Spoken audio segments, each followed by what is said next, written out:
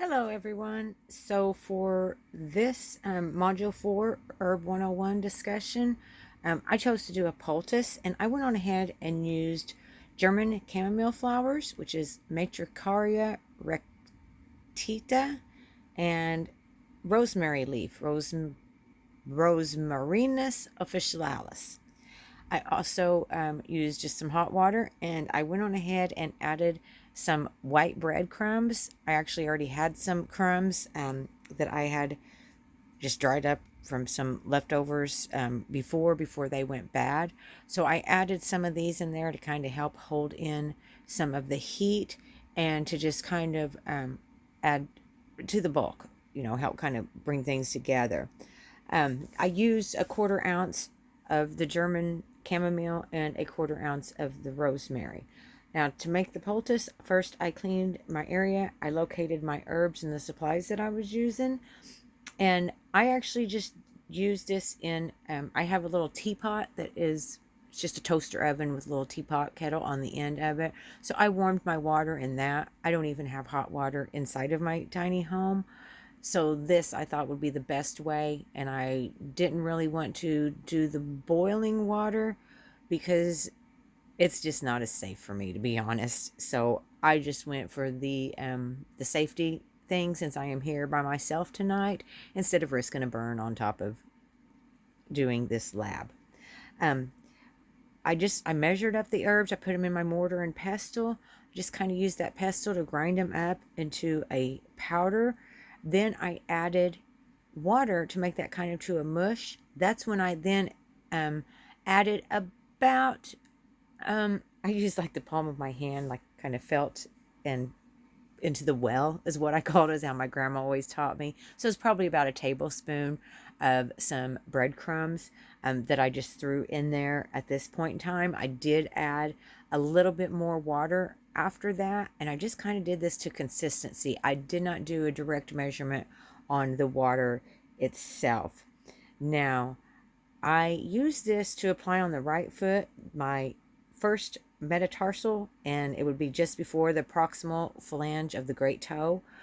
I actually have had trouble with this. I had a green stick fracture way back in my late 20s, so we're talking 15, 20 years ago. Um, I also have some rheumatic conditions um, and some autoimmune. It's caused by autoimmune. It's not a true rheumatism, but is rheumatic conditions caused by me having severe autoimmune issues, basically since all my whole life, since I was 5. The first one was found. And then I've also survived fungal meningitis. I have survived septicism. And ever since, basically since I flatlined from the septicism and came back from the fungal meningitis, I've had more problems, it seems like, with my joints, and especially in this toe, which I figure it's just the curse of all this stuff happening to me. Today it was a little bit more sore than usual, a little bit of redness, a little bit more inflammation, having some trouble walking with some extra stiffness. So I thought, wow, this is perfect. Let's see what we can do. Now, I chose the German chamomile because our state book states it does soothe also our central nervous system. Knowing that I also have fibromyalgia, which could sometimes make my pain a little bit worse than what it actually is, I thought, let's just go ahead and give this a try. That is what my first thought was. Our book also states that it is good for inflammations. It does state, I believe, though, mucous membranes and skin inflammations. But if it can help them, why could it not possibly penetrate down through those pores and help something there? I know this herb has helped me in a bath before whenever I've only had it, and that's all that I had with my aches and pains. So I knew that it had to be able to do some help. Now, the terpene in this one is called bisabolol. I hope I pronounced that right. Bisabolol. And when I researched that terpene just through my Google AIs, I found that it was anti-inflammatory, antimicrobial, antibiotic, antioxidant, anti-cancer, anti-anxiety, antidepressant, and that it also has analgesic qualities. So, good choice, I think, on that part. Now, Rosemary, I decided to go for because a friend of mine has osteoporosis, and she's been having some severe problems, and she had been applying a rosemary essential oil only to her right hip. The last time that she went and got a bone scan, her right hip showed improvement. Her left hip actually had gotten worse. The only thing different for her was the fact that she had been using this rosemary essential oil. So I'm thinking osteoporosis, bones. I realize that hers is from a hormonal thing. It's different than what I have going on, but if a plant is good for a bone, it's good for a bone, is the way that I kind of look at that. Um, Now, I found that rosemary has been studied for anti-osteoporotic effects in mice, but I couldn't find anything trying to find like the active constituent that may be doing it, or why it would be osteoporotic, excuse me. Um, it's Now, whenever I went to the AI, it just stated that rosemary may help reduce tissue inflammation that could lead to swelling, pain, and stiffness. And then it went on to state that that may be a process, that it is the migration of white blood cells to the injured tissue to release inflammatory chemicals, that may stop that process. So then I thought, let's see what terpenes are responsible here. I find campine, pinene, limonene, and myrcene. Now, I looked all of these up for their constituents on a app that I have. It's called Leafly.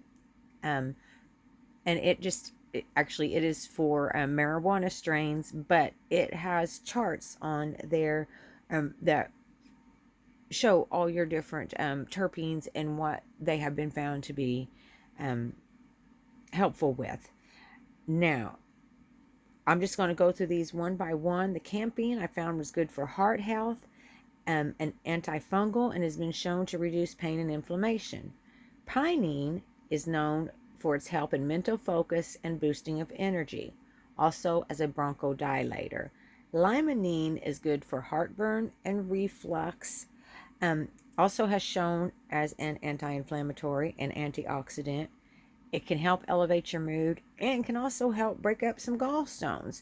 So it also says that it could help possibly with weight loss, since it can break up gallstones with the use of limonene.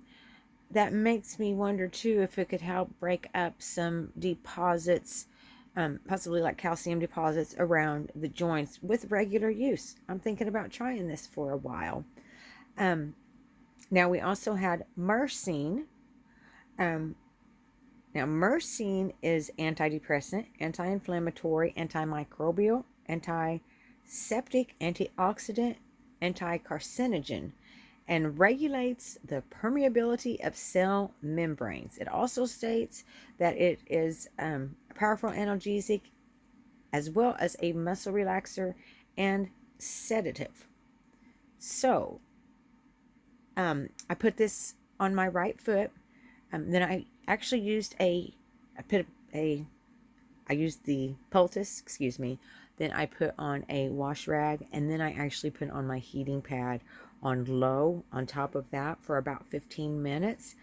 Actually, I was quite shocked at how much pain relief. I was expecting more of just a soothing effect, but it actually gave me almost a numbing effect. Even whenever I stepped on it, I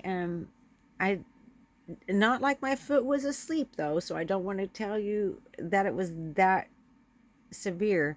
I don't know if anybody's ever used the lidocaine patches on your skin. Kind of felt like that without me actually touching it.